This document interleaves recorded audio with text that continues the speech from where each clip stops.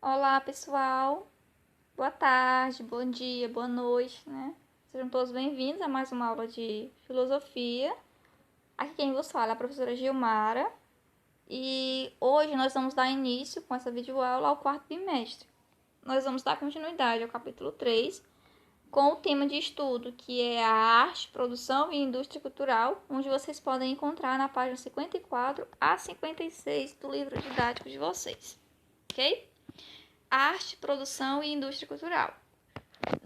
Nessa videoaula, nós vamos abordar uma contextualização histórica em relação à cultura, né, às artes e relacionado também à indústria cultural. Então, vamos dar início aqui.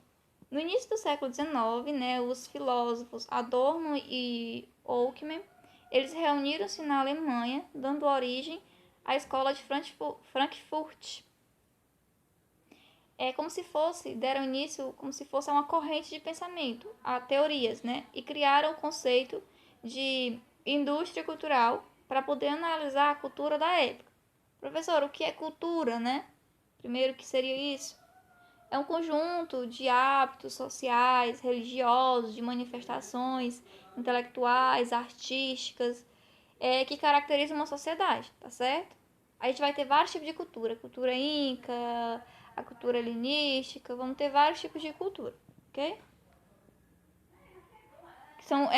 A cultura é um conjunto de conhecimento que é adquirido ao longo do tempo.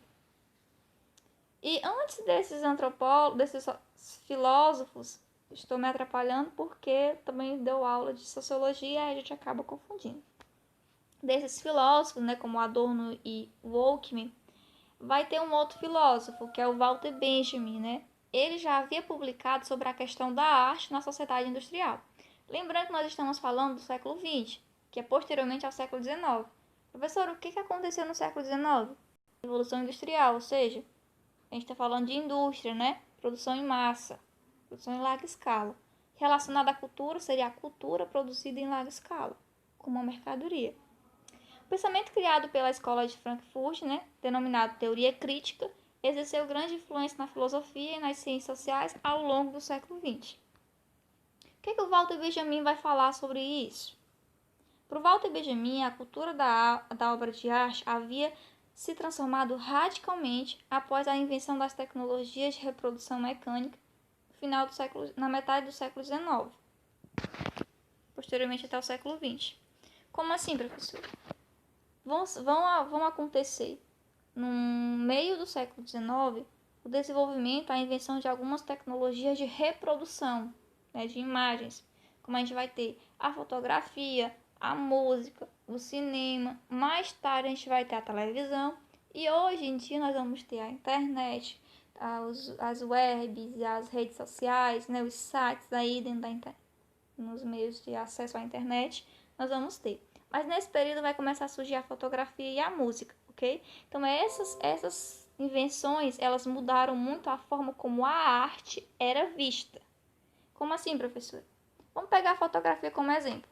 Antigamente, na época dele, lá no século XIX, século XX, só seria possível ver a Mona Lisa se eu fosse ao museu. Hoje em dia não. Se nós estivéssemos em sala de aula e perguntasse quem aqui já viu uma foto da Mona Lisa, a imagem da Mona Lisa, possivelmente grande parte de vocês já levantaria a mão dizendo que sim, porque a fotografia ela é uma coisa muito prática, né? Não precisa você ir ao museu para olhar, certo? A música da mesma forma. Antigamente, para você ouvir uma música, você tinha que o quê? Tinha que estar no show ao vivo. Hoje não, eu posso ter um pendrive, um CD, né? Até mesmo online, né? Na internet, com acesso à internet, eu posso ouvir uma música que é gravada, certo? O cinema, por exemplo, para mim poder antes ver uma peça, um roteiro, né? Ter acesso a um roteiro, eu tinha que ir a uma peça teatral. Hoje em dia não, tem o cinema, né? Que é a reunião de várias fotografias reproduzidas em larga escala para poder gerar aquela imagem. E hoje em dia nós ainda vamos ter a televisão, né? Que tá aqui na nossa porta, na nossa casa mesmo ali. Você todo dia tá lá. Tem aquele mundo em miniatura, que é o que o Walter Benjamin vai dizer, que o cinema ele é um mundo em miniatura. Era possível ter acesso a coisas Por exemplo, conhecer um lugar lá nos Estados Unidos, lá no Canadá, lá no México, sem nunca ter ido lá por meio do cinema, entende? Então, isso mudou muito a forma como a arte era feita. Para Benjamin, a possibilidade de reprodução, ela contém um aspecto positivo, né? Porque ela democratiza o acesso. A arte, que deixa de ser um privilégio da elite. Porque antes só ia ao museu, só ia à ópera, só ia a um show de música a elite, quem tinha dinheiro, quem tinha um financeiro para ir. Hoje não, com essa democratização do acesso à internet não, à arte, muita gente pode ver, ok? A própria foto da Mona Lisa, se ela ainda só fosse a foto dela, a pintura dela lá no museu, eu mesmo nunca tinha visto. Mas hoje eu vi porque tem a fotografia, possibilitou a minha pessoa conhecer a foto da Mona Lisa, ok? Hoje temos as tecnologias digitais que potencializam ainda mais a questão da produtividade. Mas o Adorno e o Ockman, o que eles falam? Eles vão em oposição a Walter Benjamin, eles acentuam o caráter problemático desse processo de reprodução. Para eles, a obra de arte reproduzida seria transformada em mais uma mercadoria. Tipo assim, se eu pegar a foto da Mona Lisa e eu reproduzo ela em várias fotos, isso ali vai se tornar uma mercadoria produzida pelo sistema capitalista para ele poder lucrar. Então, assim, a obra de arte, que aquilo que era belo, era bonito, ele vai se tornar apenas mais uma coisa, né? Apenas mais um objeto do capitalismo. Surgia assim a indústria cultural, segundo eles, destinada a produzir objetos culturais em larga escala para serem vendidos como mercadorias. Vender a cultura como uma mercadoria. E daí eles criaram o conceito de semicultura, né, que era a cultura pela metade, que não é uma cultura que é produzida ali, você já pega ela feita. Isso ocorre porque a indústria quem decide o que deve ser produzido de acordo com a lógica dela, a lógica capitalista. Segundo eles, como que acontece essa indústria capitalista? É a produção de coisas muito parecidas, né? Você produz, a indústria capitalista ela já aprendeu que se você produziu algo, deu certo, vamos investir em coisa parecida com aquilo para poder dar certo. E aí, para eles, com base nisso, nós vamos perdendo nossa capacidade crítica, né? Nos habituamos, nos acostumamos, e vamos continuando consumindo os produtos superficiais e de baixa qualidade que nos são oferecidos. Porque assim, às vezes é tão cômodo, tá ali pra mim, eu vou lá e pronto, pego, baixo aquela música, acabou.